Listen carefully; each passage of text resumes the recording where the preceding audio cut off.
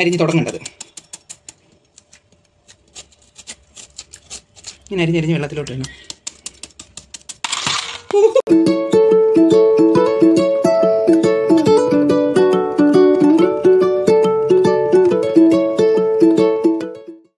Hi guys, ഞാൻ ഇന്നൊരു കൂമ്പ് തോരനാണ് ഉണ്ടാക്കാൻ പോകുന്നത്. സാധാരണ ഞാൻ കൂമ്പ് തോരൻ ഉണ്ടാക്കുന്നത് ചെറുപയർ ചേർത്തിട്ടാണ്. ഇതിപ്പോൾ എനിക്ക് കീറ്റോ ആയത് കാരണം ഞാൻ ചെറുപയർ കഴിക്കാൻ പാടില്ല.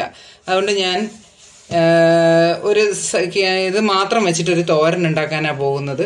അപ്പോൾ ഇതെല്ലാം പൊളിച്ചിളക്കിയതിന് ശേഷം വേണം ഇതിനകത്തുനിന്ന് ഇതിൻ്റെ ആ പൂ സോഫ്റ്റായിട്ടിരിക്കുന്ന ഭാഗത്തുനിന്ന് തൊട്ട് എടുക്കാൻ പാടുള്ളൂ കൂമ്പ്, ഇല്ലെങ്കിൽ കഴിക്കും. പൂവ് സോഫ്റ്റായിട്ടില്ലെങ്കിൽ കഴിക്കുന്ന മാത്രമല്ല ഇതിൻ്റെ നടുക്കൊരു സംഭവമുണ്ട്, അതും മുറിച്ച് കളയണം, ഇല്ലെങ്കിൽ അപ്പോഴും കഴിക്കും. ഞാനത് കാണിച്ചു തരാവേ. ഇതൊന്ന് ഇളക്കട്ടെ. സോഫ്റ്റ് അല്ലല്ലോ, നല്ല. ഓ, നമുക്ക് അബദ്ധം പറ്റിയെന്ന് തോന്നുന്നു കേട്ടോ. ഇച്ചിരി വയസ്സായ കൂമ്പാണ്. ഇതിൻ്റെ ഈ ഭാഗം തന്നെ ഇതിൻ്റെ ഉള്ളിലേക്കും ഉണ്ടാവും. ഈ ഭാഗം കുറച്ച് ഇതായിട്ട് അതിനെയാണ് നമ്മൾ മുറിച്ച് കളയേണ്ടത്, അല്ലെങ്കിൽ അതും കൂടെ അരിഞ്ഞിട്ടാൽ കഴിക്കും. അതാണ് പറഞ്ഞത്. കൂമ്പൊക്കെ നമുക്ക് കീറ്റോക്കാർക്ക് കഴിക്കാമല്ലോ. അപ്പോൾ ഇനി നമ്മൾ ഇത് ഇങ്ങനെ അരിഞ്ഞെടുക്കാൻ പോവുകയാണേ. ഇതിങ്ങനെ ഇവിടെ നിന്നാണ് അരിഞ്ഞു തുടങ്ങുന്നത്. കയ്യിലൊക്കെ അറിയായി.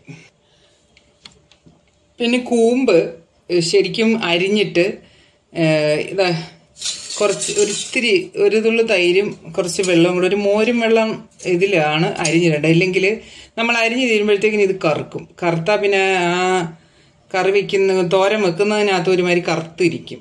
അതുകൊണ്ട് നമ്മൾ ഈ മോരിനകത്തോട്ടാണ്, നമ്മുടെ പിണ്ടി മോരിലേക്കല്ലേ അരിഞ്ഞിട്ട് തോരൻ വെക്കുക, അതുപോലെ ഈ കൂമ്പും ഈ മോരും വെള്ളത്തിലേക്ക് അരിഞ്ഞിടണം.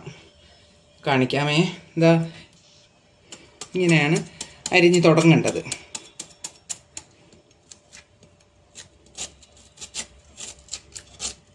ഇങ്ങനെ അരിഞ്ഞരിഞ്ഞ് വെള്ളത്തിലോട്ട് ഇടണം. ഈ സംഭവത്തിൻ്റെ കാര്യം ഞാൻ പറഞ്ഞത്. അതിപ്പോൾ വരെ നല്ല സോഫ്റ്റാണ്.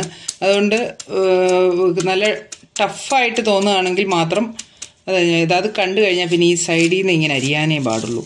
സൈഡിൽ നിന്ന് അരിഞ്ഞിടണം.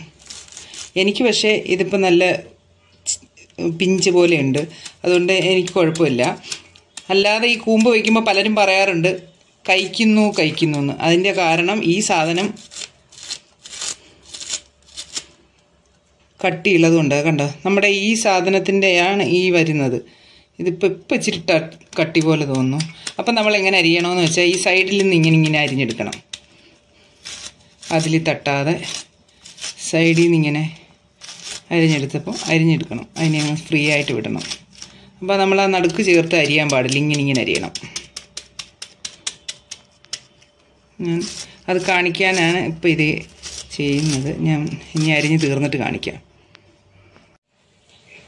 എത്രയാണ് കൂമ്പിൻ്റെ വേസ്റ്റ് നോക്ക്.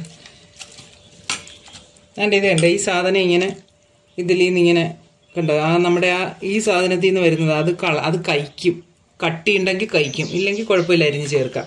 ഇനി നമ്മളിത് വെള്ളത്തിൽ ഇന്ന് വാരാൻ സമയമായിട്ടില്ല, കാരണം ഇനി അതിൻ്റെ അരപ്പുണ്ടാക്കട്ടെ, അല്ലെങ്കിൽ നമ്മൾ വാരി വെച്ചാൽ കറുക്കും ചിലപ്പോൾ. ഇനി ഇത് കഴുകിയെടുക്കണം. ഇനി അതിൻ്റെ തോരനുള്ള സാധനങ്ങൾ ഉണ്ടാക്കാം. എന്തൊക്കെ ചേർക്കണമെന്ന്.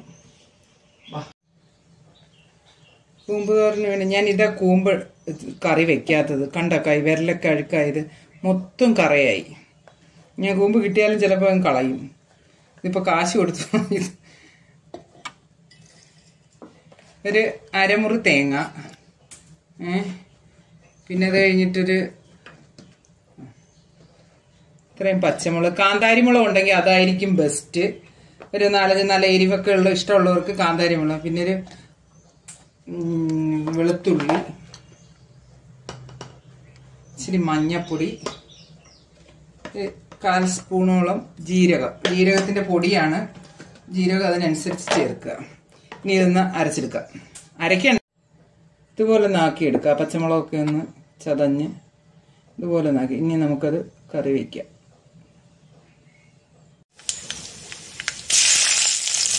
എത്ര മുളകാ?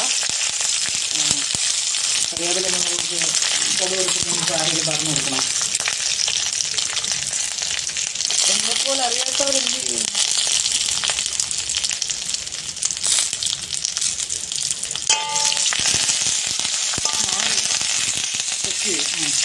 അതായത് ഒരു ചെറിയ സവാളയാണ്.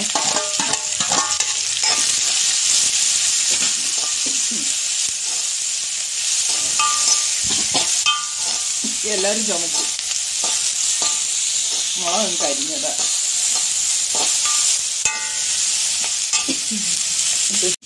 ഇത്രയും കൂമ്പുണ്ട്. ആ കൂമ്പ് ഇതിലേക്ക് തട്ടിയിട്ട് ഞാൻ കഴുകി വാരി വെച്ചതാണ്.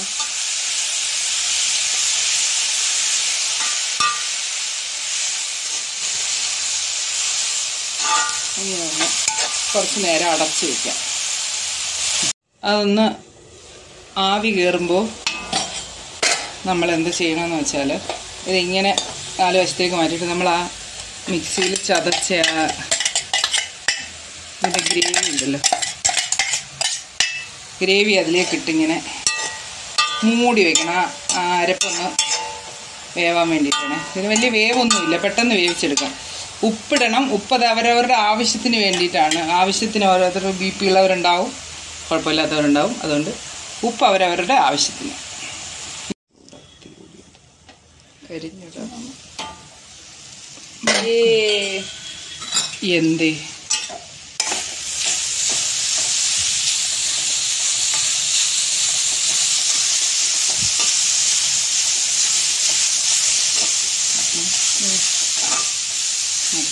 നമ്മുടെ കൂമ്പ് തോരൻ റെഡിയായി.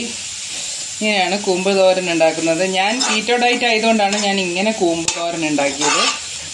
അതല്ല, നിങ്ങൾക്ക് ചെറുപയറോ വൻപയറോ എന്ത് വേണമെങ്കിലും ചേർത്ത് ഉണ്ടാക്കുമ്പോൾ ഈ ഇപ്പോഴുള്ള ടേസ്റ്റിനെ കഴിഞ്ഞ് സൂപ്പർ ടേസ്റ്റ് ആയിരിക്കും. അതുപോലെ തന്നെ പച്ചമുളകിന് പകരം കാന്താരി മുളക് ഉണ്ടെങ്കിൽ അത് ചേർക്കുക, സൂപ്പറായിരിക്കും. അതിൻ്റെ ടേസ്റ്റ് ഒന്ന് വേറെയാണ്. അപ്പോൾ ഇത്രയേ ഉള്ളൂ. ഇനി ഇച്ചിരി പാഷനിലൊക്കെ ഒന്ന് വിളമ്പി കാണിക്കുക. അങ്ങനെ ഫൈനലി നമ്മുടെ തോരൻ തയ്യാർ. ചൂടോടെ ചോറിൻ്റെ കൂടെ. പക്ഷെ നിന്റെ കളറ് വേറെ ഇത് കാണിക്കണ്ടല്ലോ. അതിനാ പച്ച കളറല്ലല്ലോ കാണിക്കുന്നത്. ഓക്കെ, സംഭവം ഉഷാറായിട്ടുണ്ട്. എല്ലാവരും ട്രൈ ചെയ്യാൻ പറ. എല്ലാവരോടും ട്രൈ ചെയ്ത് എല്ലാവരും ട്രൈ ചെയ്ത് നോക്കണം. നല്ല ഹെൽത്തി ആയിട്ടുള്ള ഒരു തോരനാണിത്. പയറും ഒക്കെ ചേർത്ത് അടിപൊളിയായിരിക്കും കുറച്ചും കൂടി. Thank you. ബൈ. ബൈ.